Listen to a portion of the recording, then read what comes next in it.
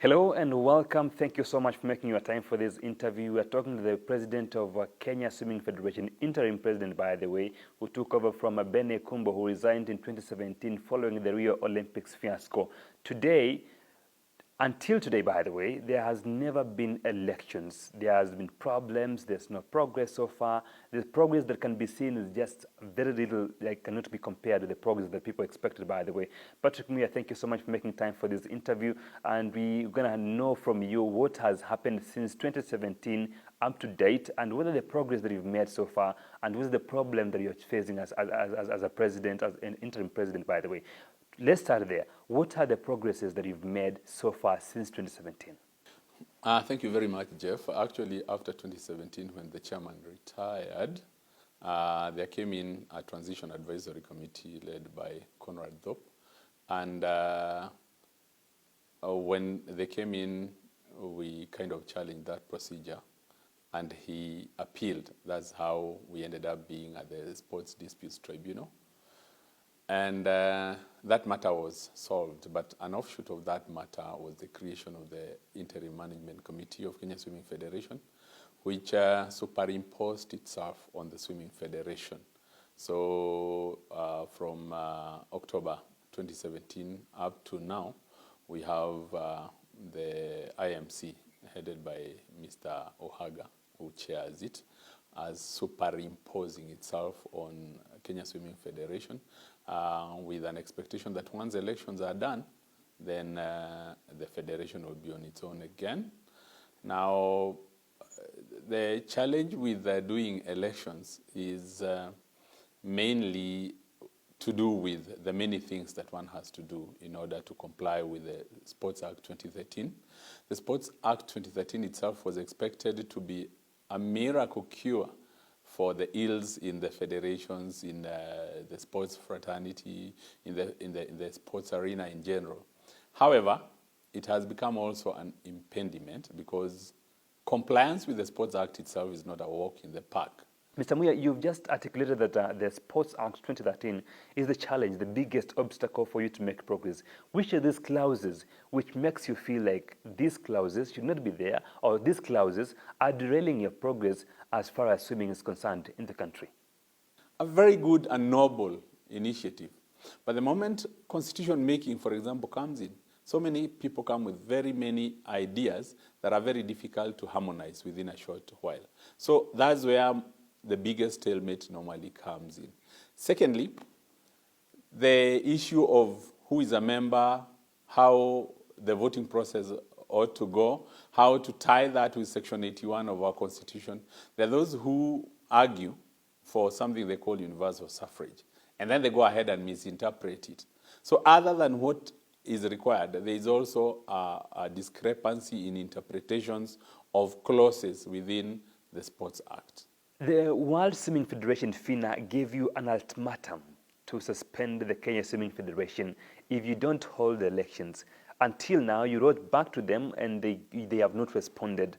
What do you think is going to happen now that you've been given this ultimatum and your time is running out, especially when you talk about the elections, because they gave you until 29th of February, and that 29th of February is just like tomorrow. How is this going to happen for you? Do you expect a suspension or a ban? It's really difficult to tell at the time, at this particular time. But in my view, if we can prod them and probably take steps even on our own, now that there are some elected officials, if those ones can start now driving the direction that we ought to go, it will come closer to where we need to be. And that will be able to harmonize, and we then can avoid the impending suspension as want. It seems like the Interim Management Committee and the Sports Dispute Tribunal plus a third party, which could be the parents, is seemingly derailing your progress. Who among these three parties is derailing your progress? And what are you doing to ensure that you get out of this situation? Because it seems somebody wants a bigger part of this cake. At the end of the game, everybody in the sport wants to move forward. It is the route towards going that forward that has not been clear, because some other people want to pass maybe through the bush, others want to pass through the main street, and probably others have found a shortcut or a long cut, whatever it is. It's a matter of harmonizing that route so that everybody converges at the very end where we need to be. Mr. Muya, the next big challenge is Kenyan athletes taking part in the Olympics qualifiers in April. That is going to be a big challenge, actually. If they're going to take part as refugees, also is eminent for the Olympics. What do you make of this? Because if FINA decides to suspend you or ban you, that means our athletes or swimmers will take part in the Olympics as qualifiers and Olympics games as refugees.